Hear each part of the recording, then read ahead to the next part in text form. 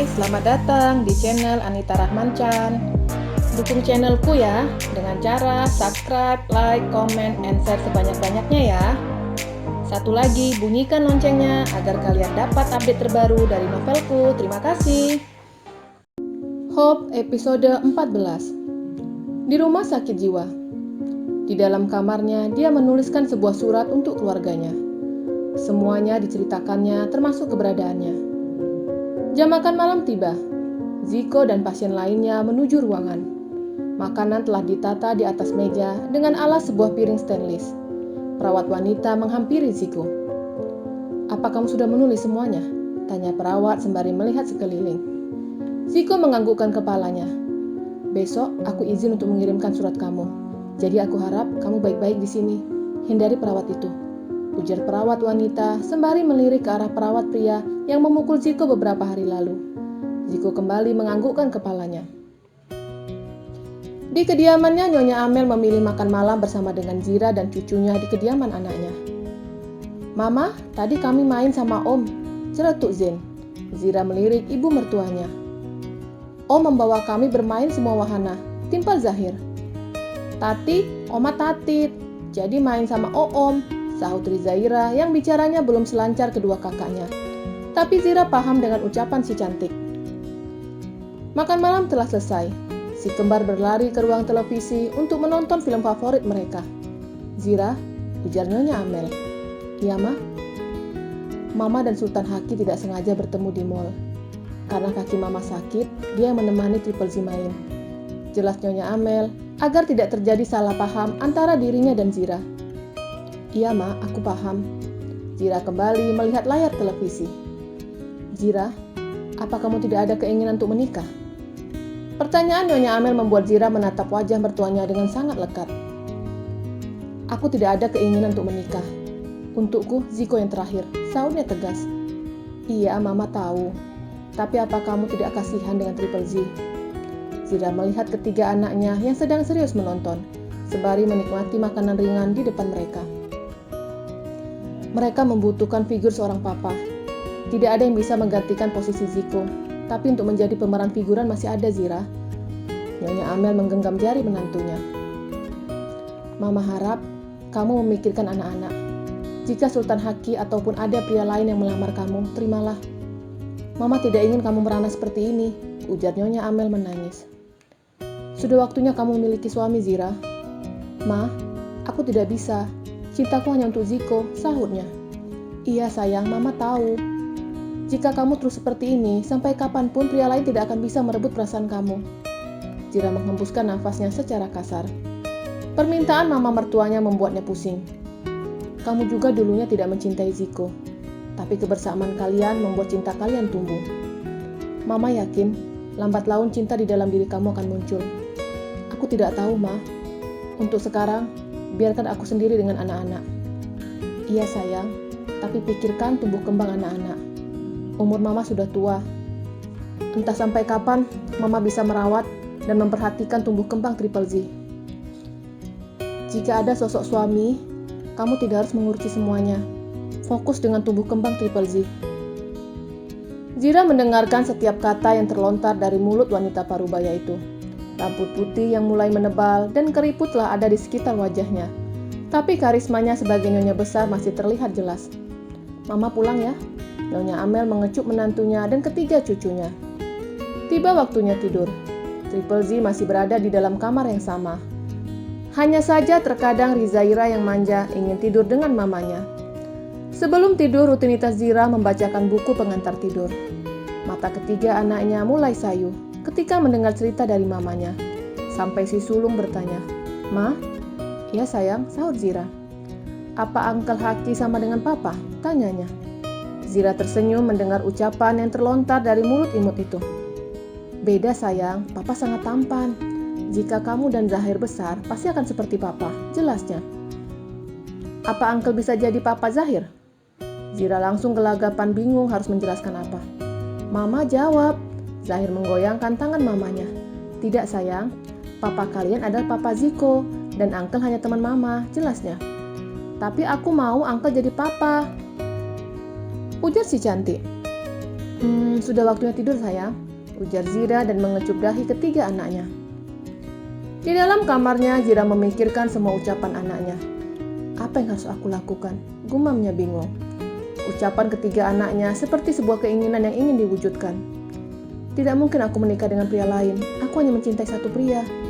Zira membenamkan wajahnya di bawah selimut. Mencoba melupakan keinginan ketiga anaknya. Sebuah tangan memegang pundak Zira. Pria itu tersenyum ke arah Zira. "Ziko!" teriaknya. Zira melihat jam di dinding masih menunjukkan jam 1 dini hari.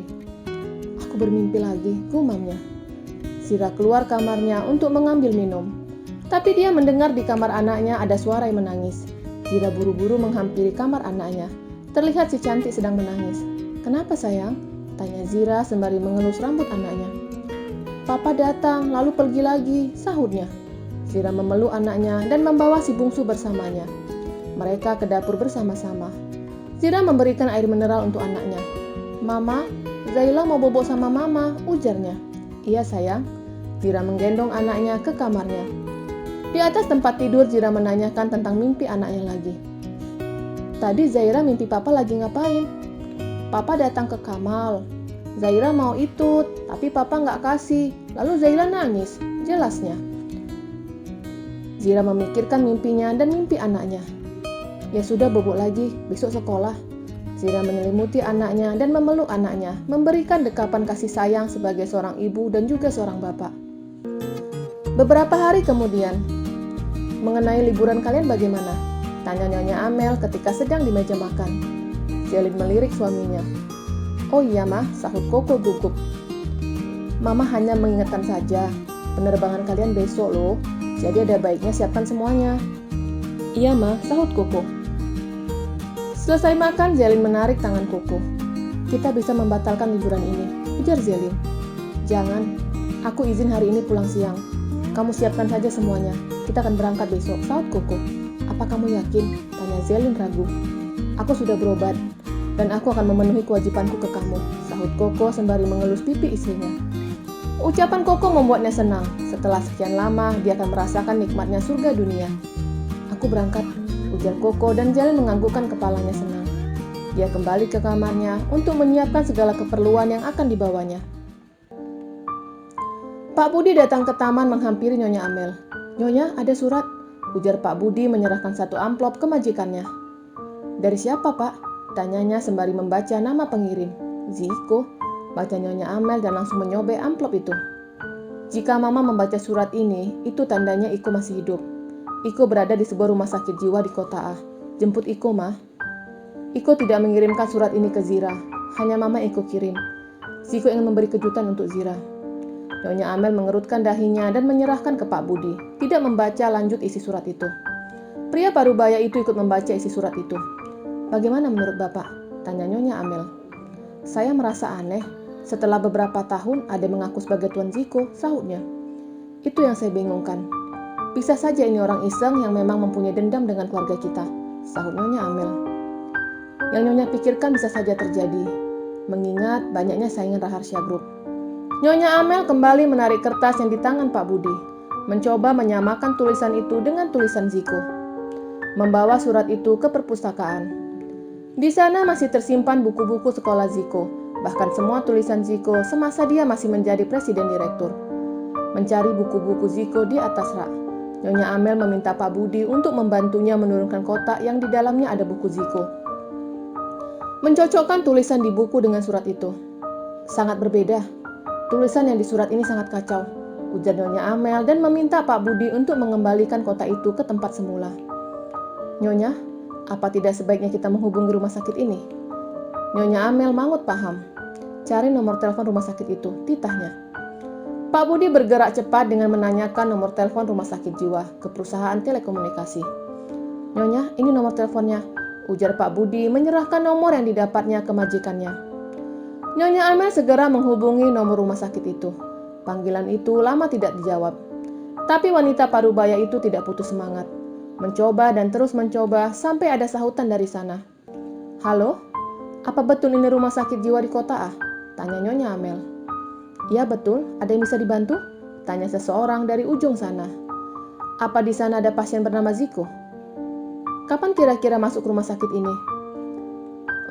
Kira-kira beberapa tahun lalu, sahut Nyonya Amel. Maaf Bu, beberapa tahun lalu itu kapan tepatnya? 2 tahun lalu kalau saya tidak salah. Perawat yang merangkap sebagai resepsionis membuka status pasien 2 tahun lalu. Maaf Bu, untuk nama Ziko tidak ada. Yang ada hanya Sulis, jelasnya. Terima kasih. Nyonya Amel menutup panggilan itu. Sepertinya ini hanya orang iseng, sengaja mengerjai kita. Ujar Nyonya Amel dan menyimpan surat itu di dalam laci yang ada di ruang perpustakaan. Menik kedatangan tamu yang tidak lain adalah Nyonya Paula. Membawa begitu banyak tentengan. Apa itu, Mah? Tanyanya ketika melihat tentengan yang begitu banyak. Oh, ini baju untuk Cinta, sahutnya dan mengeluarkan isi di dalam tentengan itu. Beberapa mainan anak laki-laki ada di hadapannya, dan pakaian anak laki-laki juga ada. Mah, Cinta anak perempuan, serunya. Iya, Mama tahu. Tapi tidak ada salahnya kalau dia seperti kamu, sahutnya sembari mencocokkan pakaian yang dibawanya.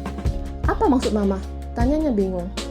Kamu juga dulunya tomboy, dan Mama ingin Cinta seperti itu, jelasnya sembari membuka pakaian cucunya. Menik langsung mengangkat anaknya. Jangan Mama buat Cinta seperti anak laki-laki. Menik menekan intonasi bicaranya. Jangan larang Mama melakukan yang Mama mau. Nyonya Paula menarik Cinta, tapi Menik dapat menghindar. Bersambung.